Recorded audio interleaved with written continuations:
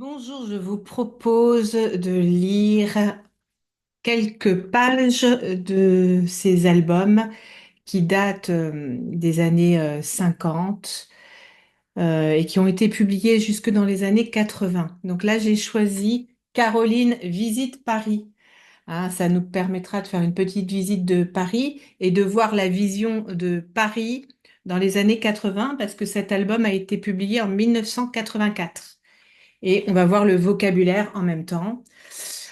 Voilà, et effectivement, la vision de la petite fille, l'héroïne de ces séries qui s'appelle Caroline, a été une vision assez avant-gardiste quand même pour l'époque. Voilà, c'est une petite fille qui prend plein d'initiatives, qui est complètement autonome, qui dirige.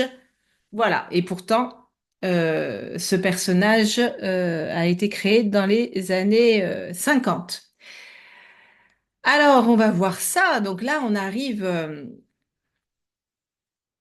à la gare, peut-être la gare de Lyon, on ne sait pas, dans une gare, en tout cas où il y a les premiers TGV, puisque ce livre a été publié en 1984 et les premiers TGV datent de 1981, hein, les trains à grande vitesse. Donc ça, c'était peut-être les premiers TGV. Et là, vous voyez le panneau sortie, métro, autobus, taxi, renseignements, hôtel, téléphone, SOS voyageurs, personnes en difficulté, maman, enfant. Bon, ça, ce sont des panneaux qui ne figurent plus dans les gares aujourd'hui. Mais vous allez quand même avoir sortie, la sortie pour le métro, pour le bus et le taxi. Oui, ça, vous aurez. Donc voilà, ça, c'est Caroline qui visite Paris avec ses copains. Donc là, effectivement, pour mettre tous les bagages, maintenant, il faut mettre une petite pièce, c'est consigné, c'est plus en accès libre aujourd'hui. Il faut payer ou en tout cas mettre un petit jeton pour avoir le caddie pour mettre ses bagages. Ses bagages. Donc là, il y a une guitare, une valise, des valises, tout ça, ce sont les bagages. Comment? Vous ne connaissez pas Paris? Cette exclamation si souvent entendue par Caroline et ses petits amis a fini par les vexer. Alors cet été, ils ont décidé de visiter la capitale de la France. Donc là, on est dans le métro, hein, on se souvient que c'est un album des années 80. Donc là, c'est un escalator, on pourrait appeler ça aussi un escalier mécanique, mais aujourd'hui, on dit beaucoup plus escalator que escalier mécanique, parce que c'est plus court, tout simplement. Voilà, donc là, les directions, direction Porte de la Chapelle, mairie d'ici. Donc là, il y a les tourniquets, on appelait ça les tourniquets. Maintenant, ça existe encore, mais on ne met plus un ticket. Maintenant, c'est scanné, hein, on scanne. Mais là, voilà, le métro. Elle cherche sur son plan de métro. Donc, l'auteur Pierre Prost a choisi de dessiner quelques hommes avec un chapeau. Il y en a un ici avec un chapeau, un autre avec un béret, mais c'était quand même pas courant. Ou les personnes plus âgées. Mhm. Alors, Caroline, elle écrit à ses parents parce qu'elle est à Paris avec ses copains. Chers parents, nous étions très contents de prendre le métro, mais quelle aventure! Pour commencer, Pouf et Noiro ont eu des ennuis en compostant leur ticket, hein, parce que là, on devait insérer notre ticket de métro et on le récupérait là, et ça voulait dire composter son ticket. Ensuite, Youpi et Bobby, sans le vouloir, ont dérapé sur un escalier mécanique. Voilà, ils sont là, je pense, les deux qui dérapent. L'escalier mécanique, on dirait sur un escalator aujourd'hui, plus. Et puis, nous nous sommes perdus dans les couloirs. Et enfin, la plus belle, donc ça veut dire la chose la plus incroyable, nous qui voulions voir la tour Eiffel, nous nous sommes retrouvés à Montmartre. Je vous embrasse très fort, Caroline. Donc, ils se sont trompés de station de métro, puisqu'ils voulaient aller voir la tour Eiffel, et ils se sont retrouvés à Montmartre. Et voilà, donc là, c'est le décor de Montmartre. Vous avez vu, il y a écrit place du Tertre. C'est la place où il y a les artistes. Là, derrière, on voit le Sacré-Cœur de Montmartre. Alors, il faut une autorisation pour les artistes d'être vraiment sur la place du Tertre, hein. Donc, ils ont une chaise, un chevalet, ça c'est ça, le chevalet. Les personnes qui vont vous interpeller en étant debout, ils ne sont pas autorisés. Donc, méfiez-vous parce que, bien évidemment, où il y a des touristes, il peut y avoir des escrocs, un escroc, a crook. Voilà, donc là, ce sont des parasols. Ça, on appelle ça un paravent. Ça, c'est un chevalet. Ça, c'est un pinceau. Ça, c'est un nœud papillon ou une chevalière aussi. Alors, que dit Caroline? Elle dit, c'est en funiculaire que nous sommes montés au Sacré-Cœur. Un funiculaire, hein, c'est comme effectivement un train, quoi, un train, mais en général, c'est avec un système de cordes.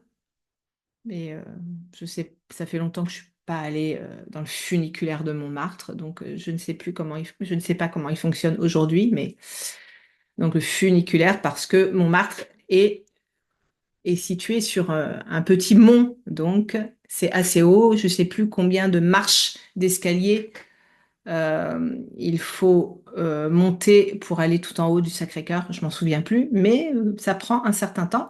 Donc pour les paresseux ou pour les personnes qui ont plus de difficultés, on peut prendre le funiculaire. Après, nous nous sommes promenés dans les rues de Montmartre. Comme c'est joli. Nous avons fait une halte place du Tertre. Faire une halte, ça veut dire s'arrêter un peu. Là, il y a beaucoup d'artistes et encore plus de touristes.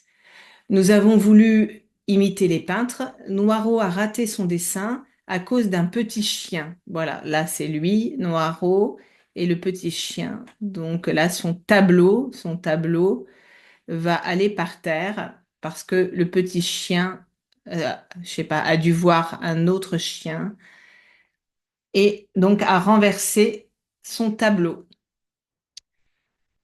Pouf a utilisé trop de bleu. Alors, Pouf a utilisé trop de bleu. Où a-t-il utilisé plus trop de bleu? Je ne sais pas, peut-être ici. Et il a utilisé trop de bleu, où j'en suis. Oui, et Youpi a décoré un monsieur. Ah oui, Youpi, là, il a, comme il ne regardait pas ce qu'il faisait avec son pinceau, il a peint l'oreille de ce monsieur. Mais en vacances, cela n'a aucune importance. Tendrement, votre Caroline. Alors là, on est au jardin des Tuileries. Vous savez, le jardin des Tuileries, c'est où il y avait cette montgolfière qui montait pendant les Jeux Olympiques de Paris de 2024. C'est là, le jardin des Tuileries. Alors, et il y a plein de petits bassins comme ça, mais normalement, c'est interdit de se baigner, d'y aller. Mais c'est vrai que souvent, il y a les petits bateaux, donc il y a soit les bateaux télécommandés ou alors les voiliers classiques qui n'avance qu'avec la force du vent. Que dit Caroline? Chers parents, cet après-midi, le bus nous a déposé place de la Concorde. Et nous sommes entrés dans le jardin des Tuileries. Comme terrain de jeu, il n'y a pas mieux. On peut faire des parties de cache-cache derrière les arbres et les statues, des tours de manège et de balançoires. Aller au Guignol, hein. Les Guignols, c'est un spectacle de marionnettes, hein. Puppet, marionnette, un spectacle de marionnettes. C'est merveilleux. Nous avons acheté des gaufres, waffles, des gaufres, et des barbes à papa. Les barbes à papa, vous savez, c'est avec du sucre. On prend un bâton et on fait tourner ça. Ça s'appelle une barbe à papa. C'est que du sucre, en fait, hein, chauffé. Et on appelle ça une barbe à papa parce que ça peut ressembler à une grosse barbe. Donc, les barbes à papa, elles peuvent être blanches ou roses, ça dépend. Et puis mes petits copains ont sauté dans le bassin. Ça, c'est un bassin, hein, comme un petit étang où il y a de l'eau. On appelle ça un bassin. Il paraît que c'est interdit, mais le garde n'a rien dit. Le garde, il est là, il n'a rien dit, mais effectivement, c'est interdit de se baigner. Alors, qu'est-ce qu'il y a écrit sur le panneau? Les voiliers sont priés de ne pas gêner la course. Ah, donc, parce qu'ils s'amusent à faire une course avec des bateaux télécommandés. Et donc, ils ont mis de côté tous les bateaux voiliers euh, pour ne pas gêner leur course. Donc, ils se sont un peu accaparés le bassin. Donc là, il y a ce petit animal qui mange une barbe à papa. Voilà, c'est ça, une barbe à papa. Et un autre personnage qui a le drapeau, comme les drapeaux qu'on utilise pour les courses. Course race, les courses, une course race. Ah, là, on est au musée du Louvre, bien sûr, avec la Joconde, hein. Nous, on dit plus souvent la Joconde que la Mona Lisa. Hein, donc la Joconde, parce que elle s'appelait la personne qui est peinte, qui est représentée sur le tableau, c'était Madame Jocondia, je crois. Hein, donc nous on dit la Joconde, bon, on peut dire aussi la Mona Lisa, mais plutôt la Joconde, qui est un tout petit tableau, mais qui est un tableau assez impressionnant parce que la Joconde vous suit du regard, même s'il est tout petit ce tableau, elle vous suit du regard. Et c'est assez impressionnant à voir. Et puis aussi, on a l'impression qu'elle sourit, hein, parce que Léonard de Vinci a utilisé la technique du sfumato, c'est-à-dire au niveau des lèvres, il a créé un petit flou qui donne l'impression que la Joconde nous sourit. Pour le vocabulaire, ça, c'est un skateboard, comme en anglais, un skateboard. Bon, bien sûr, c'est interdit de faire du skateboard au musée du Louvre, mais bon. Et puis là, il y a déjà les touristes. Là, on va peut-être imaginer que c'est un Américain, un Texan, avec son chapeau, peut-être. Un Américain du Texas, un Texan, peut-être. Là, on reconnaît Notre-Dame de Paris. Et ça, c'est ce qu'on appelle un bouquiniste, hein. Ce sont des petites boutiques euh, qui sont le long de la Seine où on vend de vieux livres, de vieux bouquins. Un bouquin, ça veut dire un livre en langage familier.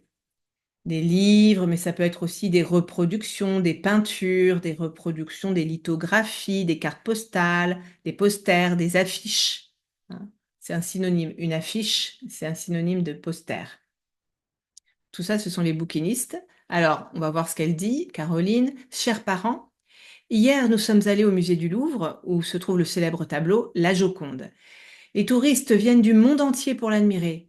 Mais quand on n'est pas grand, ce n'est pas facile de l'apercevoir, puisque le tableau est tout petit. Mais mes amis n'ont pas été d'une sagesse exemplaire. Un monsieur a même dit, on aura tout vu. C'est une expression pour dire, ah, mais franchement, ce n'est pas très poli ce que vous faites. Ah, on aura tout vu.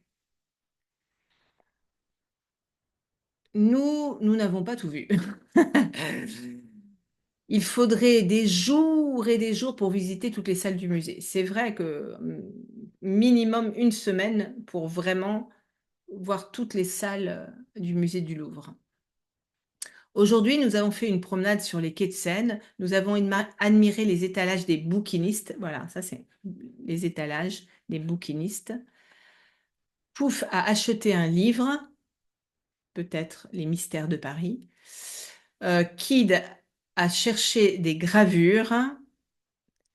Alors, où est-il à chercher des gravures? Je ne sais pas. Peut-être peut-être là, je ne sais pas. Un bouquiniste m'a confié la garde de son étalage. J'étais drôlement contente. Je vous embrasse de tout mon cœur. Voilà. Et là, il y a d'éventuels clients qui regardent pour voir s'ils vont éventuellement acheter. Ah, là, on arrive à la Tour Eiffel. En dessous de la Tour Eiffel, on reconnaît le Trocadéro. Ici, le Trocadéro.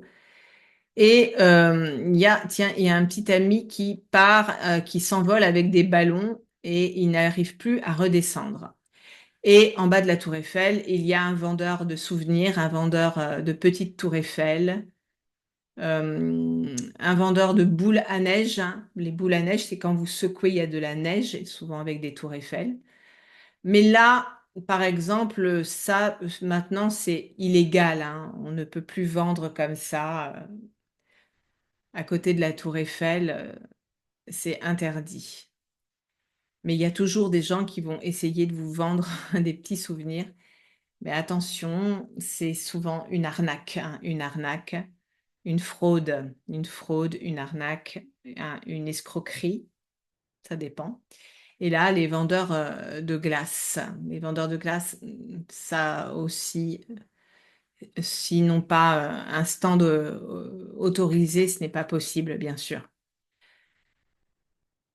Alors là, il y a un télégramme. Bon, je crois que ça n'existe plus, les télégrammes, mais bon, peut-être que c'est encore possible quelque part d'envoyer des télégrammes. Mais elle envoyait un télégramme et à l'époque, on devait réduire le nombre de mots pour payer le moins possible. Donc, catastrophe, stop, bon, en point, hein, en fait, c'est comme un point. Pitou, envolé, donc c'est lui, Pitou, envolé en ballon, stop, disparu, donc il va disparaître dans les airs. Faisons recherche, stop, voilà.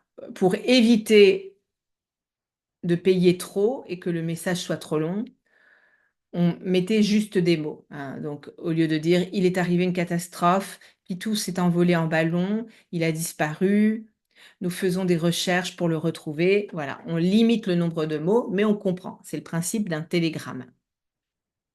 Et là, on arrive aux Halles, hein, c'est un quartier de Paris, aux Halles, où là, il y a le centre Pompidou, le centre Beaubourg, Pompidou, où il y a beaucoup d'œuvres d'art contemporain, hein.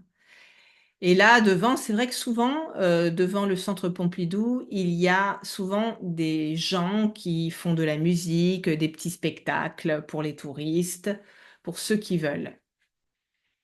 Avant, ça s'appelait le quartier des Halles parce qu'avant, il y avait des halles de marché, hein. Maintenant, ces halles se situent en dehors de Paris, notamment à Rungis. Donc, qu'est-ce qu'il y a écrit? Tous les jours à Beaubourg, Kid, le briseur de chaînes. Donc là, il va essayer de casser les chaînes, de briser les chaînes. Et le groupe Caroline. Et lui, qu'est-ce qu'il écrit par terre? Aidez-nous à retrouver Pitou, disparu en ballon au-dessus de Paris. Merci. Donc, hein, leur petit camarade qui est parti en ballon dans les airs, ils veulent le retrouver. Donc, ils veulent de l'argent pour essayer de le retrouver plus vite, plus facilement. Donc, ils font des petits spectacles. Il y en a un, voilà, qui joue de la trompette, un autre, c'est pas un accordéon, ça, c'est peut-être du banjo. Caroline qui joue de la guitare. Voilà, ça, c'est du saxophone. Il joue du saxophone. Et lui, il fait un petit spectacle pour essayer de briser les chaînes pour récolter de l'argent. Et c'est vrai que souvent, devant le centre Beaubourg, il y a beaucoup de pigeons. Ça, c'est vrai. Ça n'a pas changé. Et Caroline écrit, chers parents, à Beaubourg, nous avons chanté. Il y a de quoi être stupéfait en découvrant ce superbe palais de verre. Oui, c'est vrai que c'est en verre. Des tuyaux, ouh, des tuyaux. Euh, effectivement, fit, hein, les tuyaux, les fit, et des boulons au milieu des vieilles maisons. Les boulons, c'est un peu comme des vis, des grosses vis. Si grand-père voyait ça, il n'en reviendrait pas, hein. Il n'en reviendrait pas, ça voudrait dire, il serait très très étonné, il trouverait ça incroyable. C'est ça ce que ça veut dire. Il n'en reviendrait pas. Pitou, où es-tu? Pitou, que fais-tu? Braves gens, aidez-nous à le retrouver, vous serez récompensés. Nous avons eu un succès fou. mais personne n'a aperçu Pitou. Je vous embrasse très fort. Donc, avec leur petit spectacle, ils ont eu du succès puisque il y a beaucoup de gens qui les regardent et qui leur donnent un peu d'argent ici. Là, on est en haut de Notre-Dame avec les gargouilles.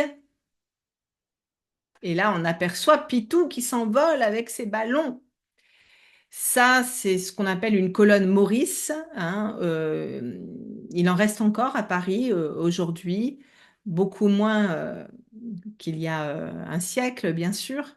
Ça, ce sont aussi les vieux autobus, les anciens autobus qui existaient dans les années 80. Et les colonnes Maurice, c'est pour mettre des affiches, on colle des affiches de spectacles à Paris. Vous voyez, c'est pour ça qu'il y a écrit spectacle. Caroline écrit encore à ses parents une carte postale. Chers parents, nous sommes montés sur les tours de Notre-Dame.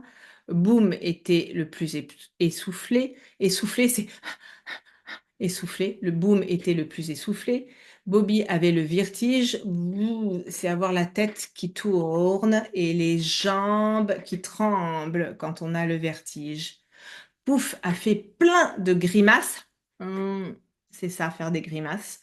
Là, par exemple, ils sont en train de faire des grimaces pour ressembler aux gargouilles de Pierre. Ouais, pour ressembler à ces gargouilles, ils font des grimaces. Tout à coup, donc tout à coup, c'est un synonyme de soudainement, soudainement, nous avons vu Pitou passer au-dessus de nous. Nous avons crié, Pitou, attention, tu n'as plus que 4 ballons. Tu n'as plus que 4 ballons. Vite, redescends, on t'attend. Tendrement, votre Caroline. Et là, on reconnaît l'obélisque. Un autre télégramme et Pitou, avec 2 ballons, se retrouve en haut de l'obélisque avec l'échelle des pompiers, hein. Ça, ce sont des pompiers, fireman. Le camion des pompiers est rouge en France. Et ça, c'est le casque de pompier, le casque de pompier. L'uniforme des pompiers, qui est noir et rouge. Et que dit Caroline dans le télégramme? Pitou retrouvé sain et sauf. Hein, ça veut dire qu'il n'a pas, on l'a retrouvé vivant et en bonne santé. Stop, sommet de l'obélisque, c'est là, le sommet, ça veut dire tout en haut de l'obélisque. Stop, grand branle-bas, ça veut dire beaucoup de choses ont été mises en place pour le sauver, hein, puisqu'on a dû appeler les pompiers. Branle-bas, place de la Concorde. Oui, ici, on est place de la Concorde. Vous avez l'obélisque et au fond, on voit l'Arc de Triomphe, hein. Il y a cette perspective. Stop, police, pompiers. Ça, ce sont les pompiers. Bado, ce sont les personnes qui passent, qui sont là à regarder, qui passent dans les rues. On appelle ça des badauds. Stop, grande joie, stop, Caroline. Voilà. Donc tout est bien, qui finit bien. Bon, bah c'est sympa parce que ça nous donne un ordre d'idée du Paris des années 80. Et c'est sympa pour le vocabulaire, je trouve. J'espère que ça vous a plu aussi. À bientôt pour une prochaine fois,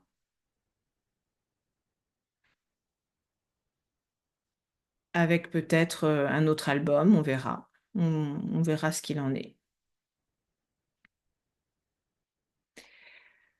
Voilà, à bientôt.